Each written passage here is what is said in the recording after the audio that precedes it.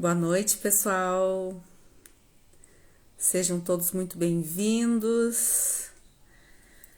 Mandem o convite para nossa conversa hoje para todos os amigos, para todos os conhecidos, para todas as pessoas que vocês sabem que sofrem com problemas de intestino. Mandem um aviãozinho ali para as pessoas para que todo mundo possa compartilhar conosco de todos os assuntos que hoje nós vamos falar, que é sobre a questão da alimentação saudável, se ela é mesmo a chave para o controle e o tratamento de prisão de ventre. Existem muitos mitos e verdades que muitas vezes as pessoas carregam consigo e isso acaba muitas vezes atrapalhando o seu tratamento. Então sejam muito bem-vindos, mandem o convite da nossa conversa para os amigos, mandem um aviãozinho para todo mundo, para que todo mundo possa compartilhar conosco e estarmos hoje aqui. Mandem as suas perguntas também, para que a gente possa estar ajudando e interagindo. Boa noite, Luísa, Maicon, Romilda. Boa noite, Ana. Sejam muito bem-vindos, vamos entrando para que a gente possa iniciar a nossa conversa. Boa noite, Jéssica. Tudo certo? Vão fazendo as perguntas de vocês para que eu possa estar respondendo a todos e a gente poder estar também auxiliando e ajudando todo mundo que sofre com esse problema que é a prisão de ventre, intestino preso. Todo mundo sabe o quanto os problemas relacionados com o intestino preso podem afetar a saúde como um todo. E eu não estou nem falando sobre a questão do aumento da incidência de câncer, sobre problemas do humor, mas também todas as questões relacionadas com as alergias, com a ocorrência de doenças autoimunes e tudo aquilo que possa vir em decorrência a esses fatores. Já falamos semana passada sobre todos os aspectos relacionados com o intestino preso que pode estar afetando o processo para você ganhar peso, para você não ganhar musculatura, para você não ter êxito também no tratamento com o uso de ansiolítico, antidepressivo e também que é capaz de interferir até mesmo na qualidade do teu sono. Então, por isso que hoje o nosso assunto, ele é um assunto que ele acaba muitas vezes sendo reprimido por parte de muitas pessoas por conta da vergonha que as pessoas têm. E eu sempre falo que essa questão relacionada com os aspectos fisiológicos, sobre a estrutura do nosso corpo, nós não devemos ter vergonha, porque é algo que nós precisamos detectar e também agir contra tudo isso. Boa noite, Moacir, tudo bem? Stephanie, Alexandre, sejam muito bem-vindos, vão entrando, vão mandando esse convite para todo mundo, todos os familiares, os amigos e as pessoas que vocês conhecem, que vocês sabem também que possam estar tendo esse problema. E talvez você vai me dizer assim, mas eu não sei quem tem esse problema. Então, talvez você vai lembrar de algumas pessoas que têm muito problema de pele, muito problema de espinha, muito problema de alergia respiratória, problema de dermatite, alergias de pele. Manda essa live também aqui para essas pessoas. Porque hoje nós vamos tirar os mitos que circundam o universo do intestino.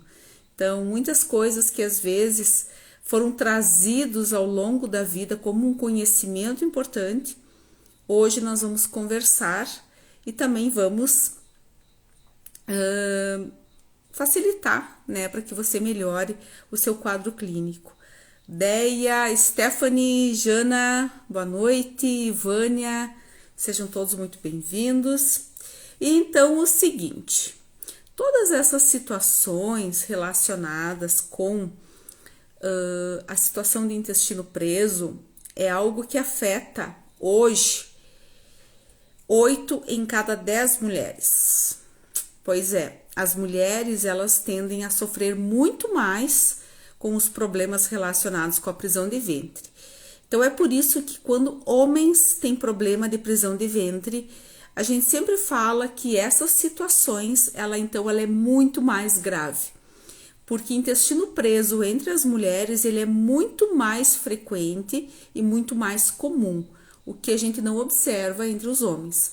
Então, se o homem desenvolve intestino preso e tem essa dificuldade no processo de evacuação, é porque algo está muito errado. E é aí que cabe a investigação.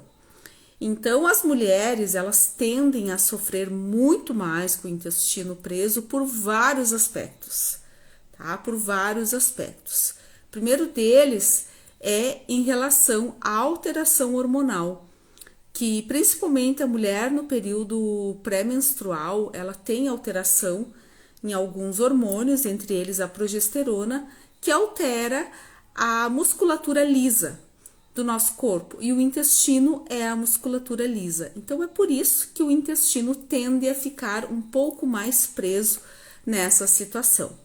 E a mulher também, ela tem os aspectos da repressão, que mulher não vai em qualquer banheiro. Mulher tem muito mais a questão da vergonha de ir em qualquer banheiro do que os homens. Então, por isso que o homem, quando tem o intestino preso, o processo ele tem que ser investigado muito mais a fundo. Então, toda pessoa que tem uma alteração intestinal, a gente sempre coloca como pontos de rastreamento alguns alimentos que têm potencial alergênico, principalmente o consumo de laticínios. E é por isso que nós iniciamos o processo de triagem. Mas existem aquelas pessoas que chegam no consultório com aquela ideia: bom, eu tenho intestino preso, mas eu já estou incluindo alguns alimentos que são laxativos e que me fazem com que eu tenha uma melhor facilidade de ir ao banheiro.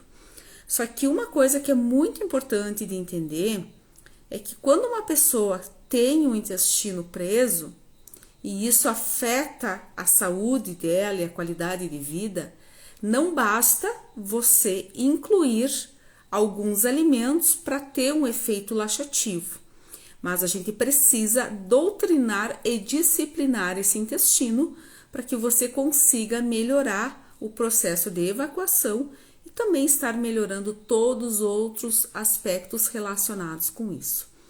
Então, por isso que eu já falei aqui em outras oportunidades que toda vez que a pessoa tem um problema de intestino, a gente sempre precisa investigar o estômago. Então, se a pessoa tem gastrite, se essa pessoa sofre de refluxo, se essa pessoa ela sofre com muita azia, ela tende a ter alteração no seu intestino. Mas, em se tratando dessa questão de intestino preso, existem muitos mitos em relação a isso, tá? E esses mitos me chamaram muito a atenção porque são mitos que vêm, muitas pessoas trazem isso e que às vezes podem até prejudicar algumas pessoas. Por exemplo, quando a pessoa está com o intestino preso, ela tem muita dificuldade de evacuação, qual que é a primeira coisa que vem na cabeça dela? Preciso consumir mais fibras. E não é assim que acontece. Então, antes de tudo, a gente precisa trabalhar com o processo de limpeza desse intestino para que esse intestino fique livre, fique vazio, fique limpo. E aí você começa com o processo de doutrinação desse intestino, tá? Então, limpou o intestino e já vou falar algumas estratégias para a gente poder limpar esse intestino, tá? E depois que limpou esse intestino, que já fez todo esse processo de liberação de toxinas, aí a gente começa a ajustar a adequação da ingestão de fibras. O que você não pode é estar com o intestino preso e começar já a consumir muitas fibras, porque isso vai aumentar muito a fermentação, a flatulência e pode deixar essas fezes muito mais endurecidas, fazendo com que você piore seu quadro de constipação. Mas a primeira situação que as pessoas me trazem, né, além dessa questão das fibras, é o seguinte: eu tomo bastante água, eu comecei a tomar muita água. Só que o tomar água, ele é muito importante nós analisarmos como você está tomando essa água. Então, as pessoas dizem, não, mas eu sento, eu coloco uma garrafa de 1 litro, eu tomo essa garrafa de 1 litro, né? Eu consigo tomar essa água. Existem vários fatores em relação à ingestão de água que nós precisamos avaliar. Por exemplo, se a quantidade total de água que você está tomando durante o dia, mas principalmente a quantidade de água que você toma por hora. Não adianta você sentar e tomar 2 litros de água em 1 hora, 1 hora e pouco, porque essa água vai ser eliminada do teu corpo. Então, você vai aumentar a tua diurese, você vai aumentar a tua frequência urinária e essa água não vai ir lá para o teu intestino hidratar. Então, a primeira questão que a gente fala para ter um intestino adequado, um intestino mais disciplinado, é sim a hidratação. Só que o que vai diferenciar é a quantidade que você toma por hora. Por exemplo, então, se você toma meio litro de água por hora, a maior parte dessa água você vai colocar fora na tua frequência urinária, porque o nosso rim, ele tem uma capacidade de filtragem de até 300 ml por hora. Então, você deve pegar esses 2 litros, 2,5 litros de água que você vai tomar durante o dia e fracionar de hora em hora. Porque se você sentar agora e tomar meio litro de água numa vez só, você vai colocar fora essa água e não vai sobrar água para hidratar teu intestino. Então, a primeira situação que a gente precisa avaliar é isso. Então, não basta você sentar e tomar um monte de água, porque essa água vai fora e você não vai hidratar o intestino e não vai melhorar o processo de formação de um bolo fecal. E outra questão importante é o seguinte, que precisa ser avaliado nesse processo. A quantidade de café que você toma durante o dia, a quantidade de elementos diuréticos, tá? Se você toma muito chimarrão, se você toma medicamentos diuréticos, isso tem que ser avaliado. Então, é por isso que a ingestão de água, ela precisa ser aumentada no total do dia. Porém, nós precisamos observar a quantidade tomada por hora, que não deve ultrapassar mais de 300 ml por hora, tá ok? Então, essa é a primeira orientação em relação à ingestão de água. Não adianta sentar e tomar um monte de água ou tomar um monte de água hoje e amanhã e não tomar mais nos outros dias. Sem contar que no verão, por conta da transpiração, tende a diminuir a quantidade de água retida no intestino. Então, por isso que as fezes, elas tendem a ficar mais duras ou em pedaços por conta da falta de hidratação.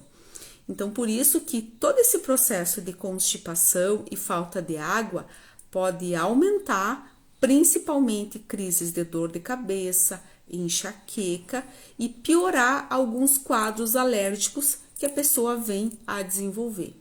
Então, por isso que as pessoas que sofrem com o intestino preso, elas tendem também a ter muita alteração no seu humor.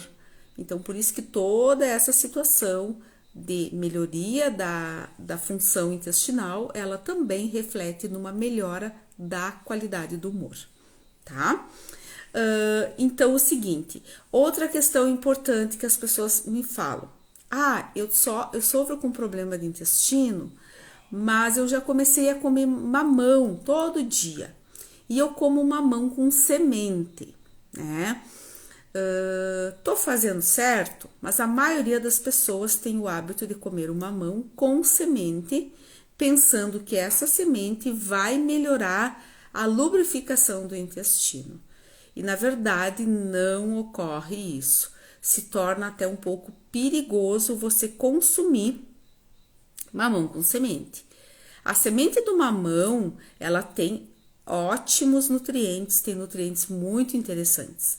Só que o que você pode fazer com ela? Você pode secar ela e triturar no liquidificador, utilizando como pimenta, como um tempero para as preparações. Mas consumir as bolinhas do mamão, da semente do mamão, não deve ser consumido, porque essa sementinha, quando você está mastigando, ela rompe e dentro da parte interna ela é dura e isso pode perfurar o intestino ou pode agravar o intestino de pessoas que sofrem com pólipos ou com diverticulite. Que a diverticulite é como se fosse uma inflamação que ocorre no intestino quando essa pessoa ela cria uma espécie de saquinhos, né? E isso ocorre muito com a idade.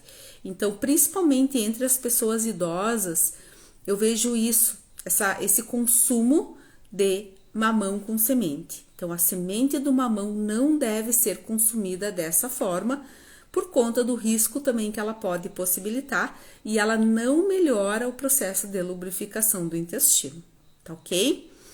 E outra situação que a gente observa é que as pessoas, às vezes, nessa tentativa de melhorar a adequação intestinal, misturam muitas fibras na mesma refeição. Então, as pessoas começam no café da manhã comendo mamão, e ali elas colocam chia, delas colocam aveia, delas colocam linhaça. Essas sementes, elas não devem ser misturadas, tá? E a chia, ela não deve ser consumida crua. Você deve hidratar ela ou triturar, tá? Assim como a linhaça. Mas a chia, ela é muito mais perigosa você consumir ela crua, porque ela vai sofrer o processo de hidratação no teu intestino. E isso pode sobrecarregar a tua função intestinal. Então, a chia, ela tem excelentes propriedades. Ela tem uma capacidade de retenção de água em mais de 10 vezes o peso dela.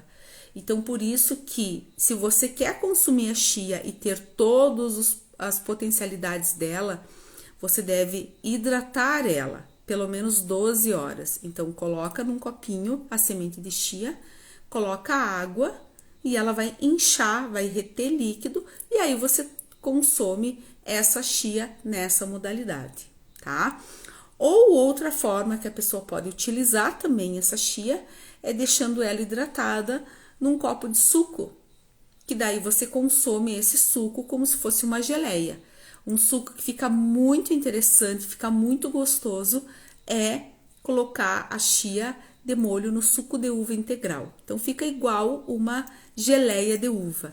Então, por isso que a chia não deve ser consumida dessa maneira. Ou você tritura, ou você deixa ela de molho. Assim como a linhaça. Porque se você consome o grãozinho dela, além dela estufada, inchar no intestino, ela não libera todas as propriedades dela, que é riquíssima em ômega 3, em vários tipos de gordura que são essenciais para o nosso organismo e principalmente para a atividade cerebral. Então, ela não deve ser consumida crua, tá ok? E uma questão seguinte, tá? Que as pessoas têm a ideia, tá? As pessoas que sofrem com muita alteração de intestino começam a ler na internet várias coisas e começam a consumir de forma adoidada, sem saber o real problema.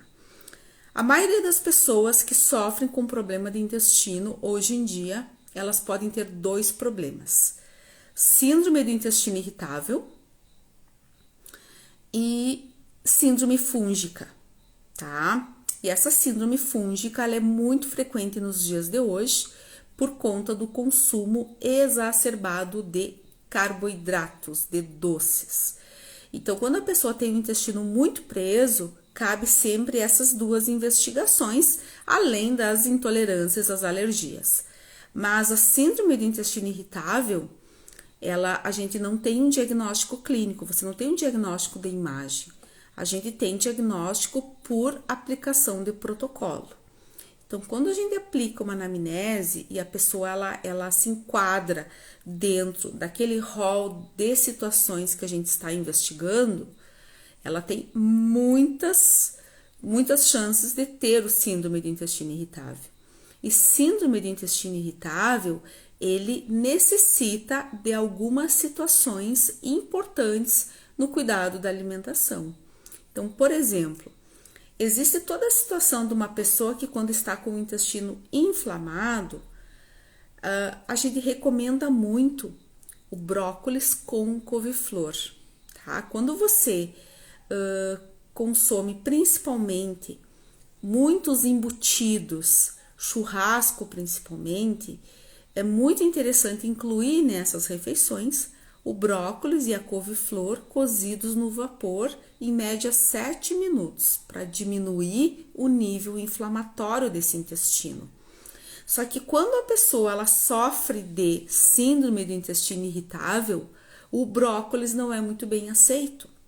Então, por isso que eu sempre coloco esse alerta para as pessoas que quando elas sofrem muito com o intestino preso ou com alterações frequentes do intestino, vão investigar e não comecem a fazer qualquer tratamento de qualquer jeito, porque isso pode prejudicar a tua situação. Então, por exemplo, quando uma pessoa ela tem ela tem um intestino muito preso, a gente investiga também essa situação de ter muitos fungos no intestino. E entre as mulheres se torna muito mais fácil essa investigação, porque a maioria das mulheres nessa situação ela pode desenvolver candidíase. Nem sempre sintomática, mas às vezes se ela fizer lá o seu exame preventivo, um exame ginecológico, vai aparecer. E se ela desenvolve com frequência, é muito provável que essa mulher sofra de síndrome fúngica. E o que isso tem de diferente? Que o tratamento que a gente oferece para uma pessoa, para qualquer pessoa que não tem síndrome fúngica, para constipação, é um pouco diferente para quem tem síndrome fúngica. Então, por exemplo, nessas situações de intestino muito preso, a gente recorre ao uso de probióticos, de alimentos que têm bactérias boas, assim como kombucha, kefir, né? Os próprios laticínios quem pode estar consumindo, ou até mesmo a gente suplementa altas dosagens de bactérias boas. Porém, em caso de síndrome fúngica, se eu suplementar lactobacilos, eu vou agravar muito mais o processo de constipação. Por isso que cabe sempre a gente ir a fundo na linha de investigação dessas pessoas.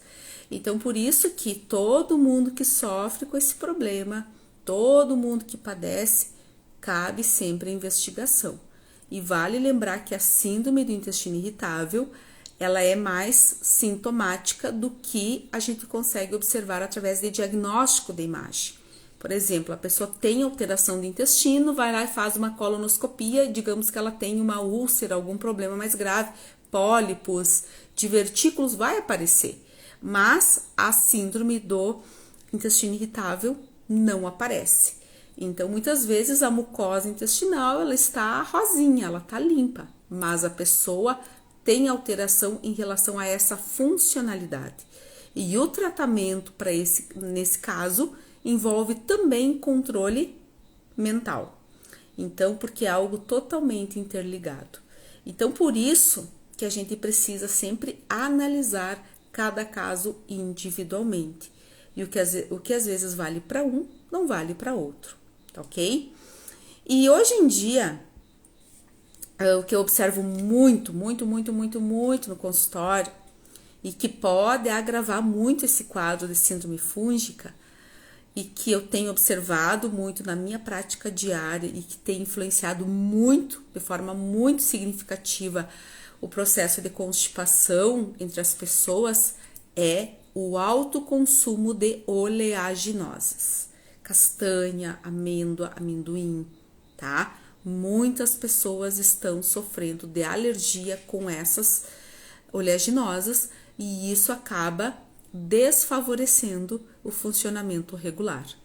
E uma das modas que hoje tem é o alto consumo da pasta de amendoim, né? E a pasta de amendoim nem sempre ela é favorável. Então, por isso que a gente tem que ficar muito atento a essas situações. Daí tu vai me perguntar, como é que eu vou saber se eu tenho ou não problema com esses alimentos? Primeiro, pode-se fazer exame para detectar, mas se você não quer fazer exame, você pode observar o teu organismo quando você consome esse tipo de alimento.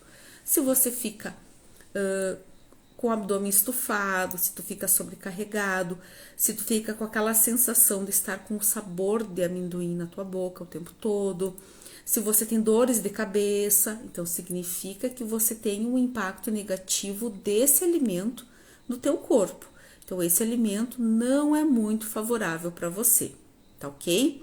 Então por isso que essas situações a gente precisa ficar atento, tá? Precisa ficar atento.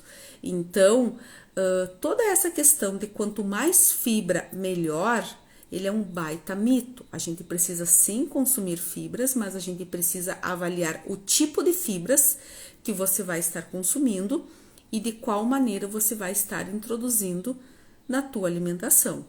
Então, por exemplo, se você sofre muito com constipação, você já liberou o intestino, como eu falei, mas você resolveu que vai aumentar a tua ingestão de fibras, né? Você vai começar a optar por alimentos integrais, vai incluir aveia, vai incluir linhaça, vai incluir vários alimentos. Talvez esse tipo de fibra somente não vai ser o mais adequado para você. Você precisa incluir as fibras que vão ter menos fermentação, que são as fibras dos vegetais e das frutas. Mas uma fruta que cabe muita atenção e as pessoas não observam é o consumo de maçã. A maçã, ela é uma fruta que ela tende a constipar um pouco mais do que qualquer outra fruta. Então as pessoas às vezes dizem: eu comecei a comer mamão, mas meu intestino não melhorou. Mas você vai ver lá ao longo do dia que essa pessoa tem um alto consumo de maçã e de banana também. A banana, ela é uma fruta bem constipante. Então, por isso que se você sofre com esse problema, vale redobrar os cuidados em relação a essas frutas, tá? Não que não deva consumir, mas desde que a gente coloque algumas estratégias aí para conseguir melhorar e dar uma impulsionada no teu intestino, tá ok? Um alimento que eu acho um alimento muito importante, muito interessante, riquíssimo em nutrientes, tá? Que tem pelo menos 2 tipos de fibras na alimentação, tem propriedades anticancerígenas, que tem propriedades também anti-inflamatórias, atua na imunidade, é a aveia. A aveia, ela é rica em beta-glucana, mas se você está com um pouco de sensibilidade intestinal, a aveia não vai ser muito bem-vinda nesse momento. Então, por isso que cabe investigar, tá? Então, por isso assim, que antes mesmo de você começar a introduzir vários alimentos, comece a avaliar de forma individual. Colocou um alimento, houve melhora, vai observando, vai introduzindo outro. O que a maioria das pessoas acabam fazendo é somar todos esses alimentos com potencial laxativo. Começa a comer mamão com semente que não é adequado, começam a incluir chia, começam a tomar muita água, né, numa frequência menor, começam a incluir alimentos com potencial saudáveis, porém que acabam causando um pouco mais de flatulência intestinal. Então, por isso que isso não vai ser muito bem adequado. Tá bom? Então, por isso que esses mitos relacionados com essa situação, principalmente da semente do mamão, o uso indiscriminado de chia, de linhaça, de oleaginosas, é o que acaba impactando muito negativamente nesse processo. E algumas coisas também que essas pessoas precisam cuidar é principalmente quanto ao consumo de bebida alcoólica. Muitas pessoas falam o seguinte: eu tomo cerveja e meu intestino solta. Isso muitas pessoas falam. Então, quer dizer o quê? Que a cerveja ela é mais laxativa? Não. Quer dizer que você sofre de uma hipersensibilidade ao trigo.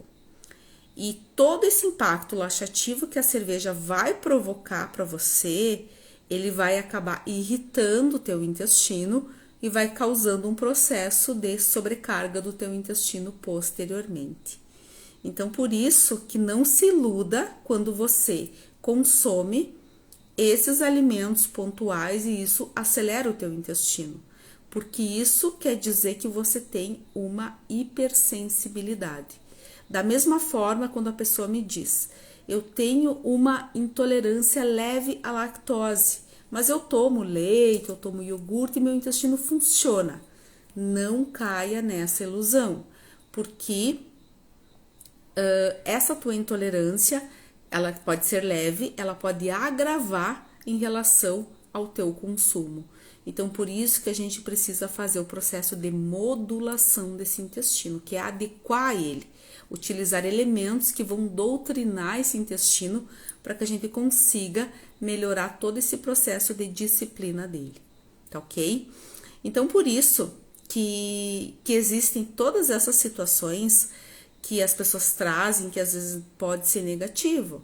E isso vai te influenciar para agravar muito mais, não só o intestino preso, mas todos os efeitos secundários em relação a isso. Então, existem algumas situações que as pessoas trazem.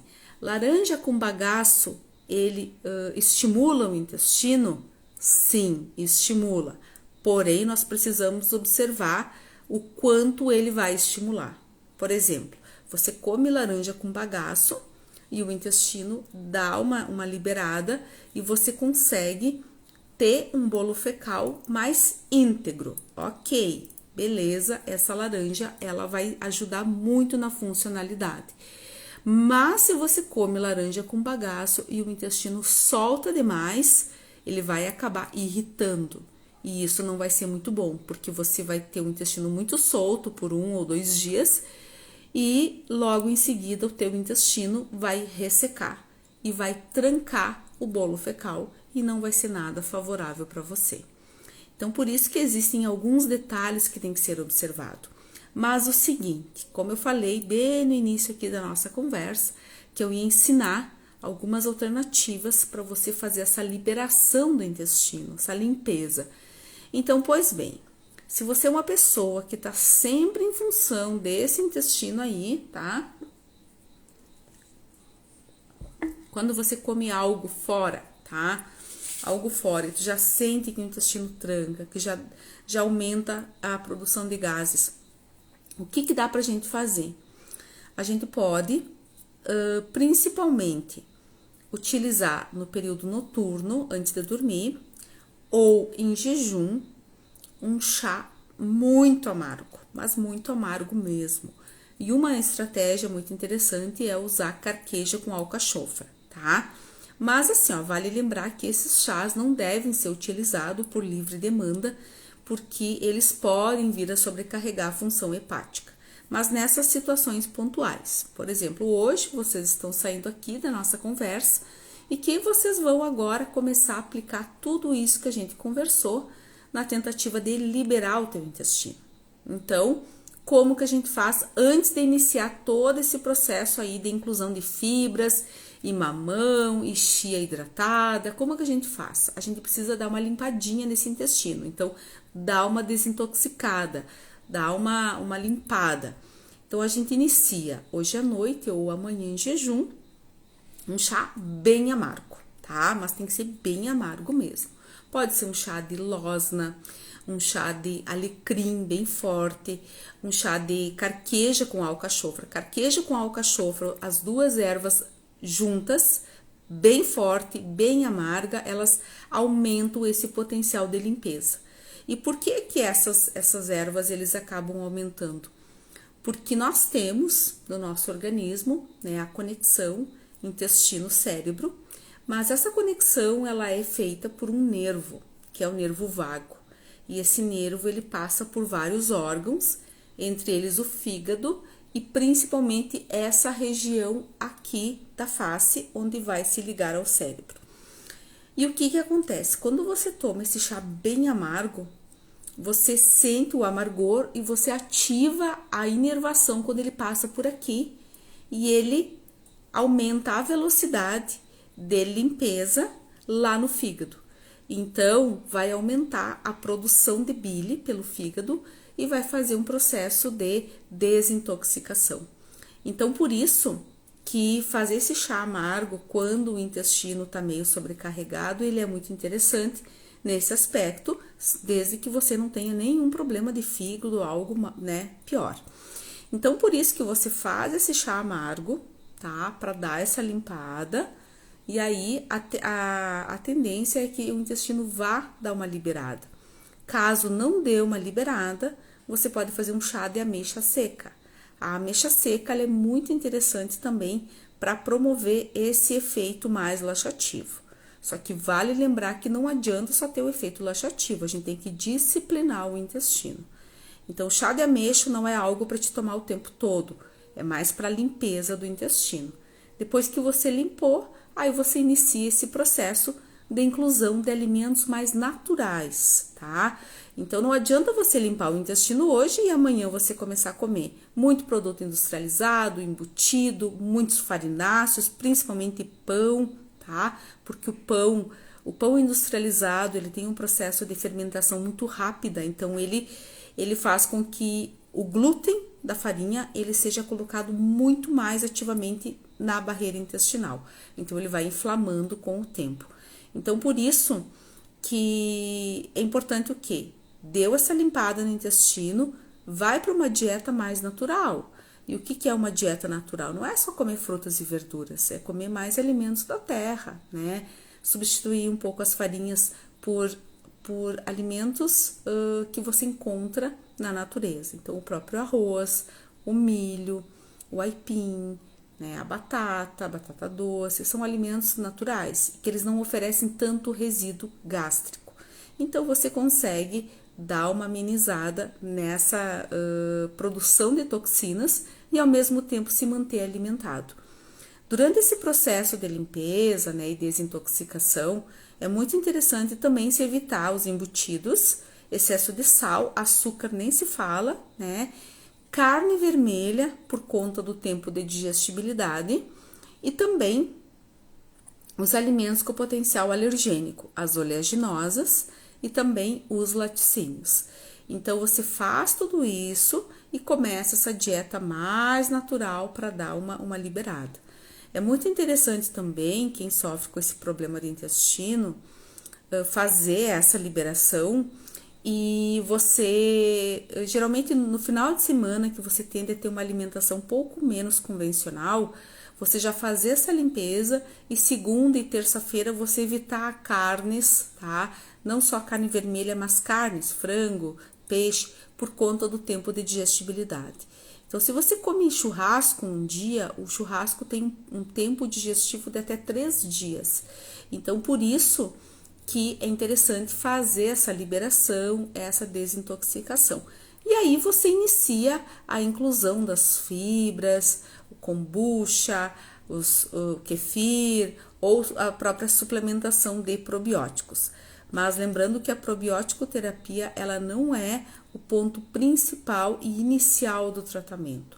A gente sempre deve analisar todas essas situações. Existem algumas cepas, algumas bactérias específicas que melhoram o potencial laxativo do organismo. E também existem algumas cepas que melhoram também esse processo quando se trata de síndrome fúngica, tá ok? Então, por isso que essas situações que a gente conversou hoje aqui fazem parte principalmente da minha rotina diária. As pessoas vêm com esses mitos e é por isso que muitas vezes acabam não tendo resultado.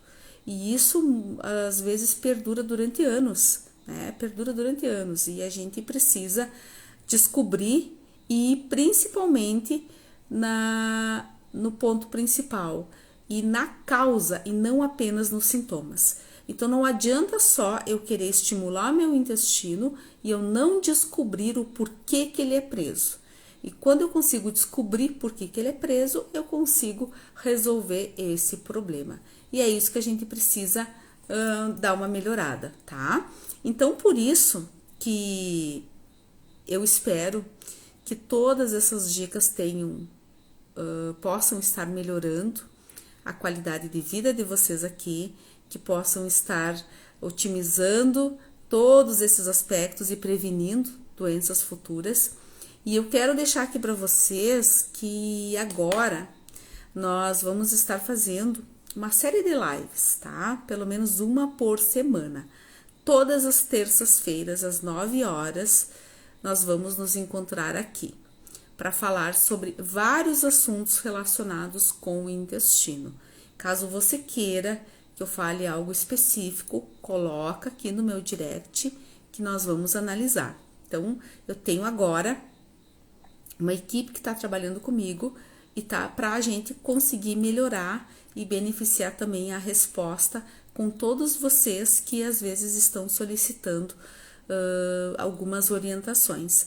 Então, podem colocar aqui no direct o que vocês gostariam, né, algumas perguntas específicas, mas lembrando que todas as terças-feiras nós vamos nos encontrar aqui. E essa live vai ficar gravada. Se vocês querem ajudar alguém, manda essa live para essas pessoas, tá? Porque a nossa missão também é propagar informação, ajudar as pessoas, porque isso nos torna cada vez mais pessoas melhores e faz com que a gente evolua também nesse processo. Então, por isso que eu quero agradecer cada um de vocês que esteve aqui hoje aqui comigo. E dizer que terça-feira que vem eu espero vocês aqui, tá bom? E bom restinho ainda de feriado para todo mundo. Quem tá chegando aqui agora, essa live vai ficar gravada, tá? Podem assistir depois, que eu tenho certeza que vai ajudar cada um de vocês. E podem colocar aqui as perguntinhas, tá bom? Uma boa noite, uma boa semana para todo mundo. Espero que todo mundo tenha se comportado direitinho agora no carnaval.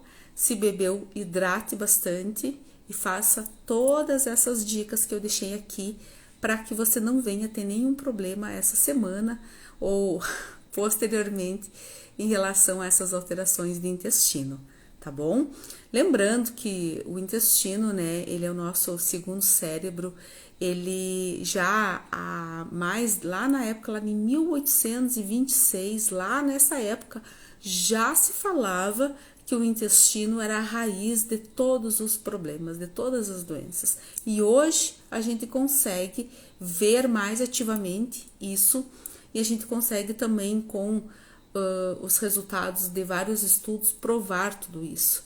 Então, já naquela época já se sabia o quanto o intestino tinha um impacto importante na ocorrência de várias doenças. Então, é por isso que nós precisamos sempre olhar de forma muito ativa isso.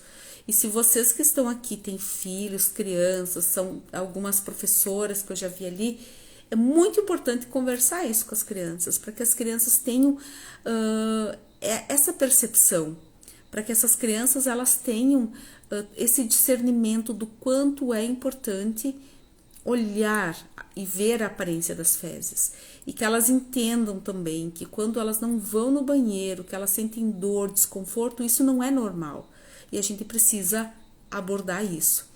E a prova disso que eu falo para vocês é uma situação que me ocorreu muito, assim, de forma muito importante. Foi uma menina de 3 aninhos que veio junto com a mãe na consulta, e eu falando com a mãe o quanto era importante ela olhar as fezes quando fosse no banheiro, se ela observasse que tinha algum desconforto. E essa menina foi no banheiro e disse para a mãe: "Mãe, olha que legal, o meu cocô é verde". E a mãe: "Como verde?". E aí a gente abriu a linha de investigação e descobrimos que essa menina sofria de alergia à proteína do leite e estava com o intestino já desenvolvendo inflamação. Então, para vocês verem o quanto é importante nós trabalharmos essas questões, principalmente com as crianças. Então, essa repressão, ela é muito trazida em várias gerações, mas a gente tem que parar de ter essa repressão, tá ok? Fiquem todos, então, com Deus. Muito obrigada pela presença de cada um de vocês aqui e deixo aqui o convite para terça-feira que vem, às 9 horas, aqui nesse local, para que a gente possa estar conversando sobre todos esses aspectos relacionados com a saúde intestinal, tá bom? Beijão a todos e vai ficar gravado aqui, tá? Beijão!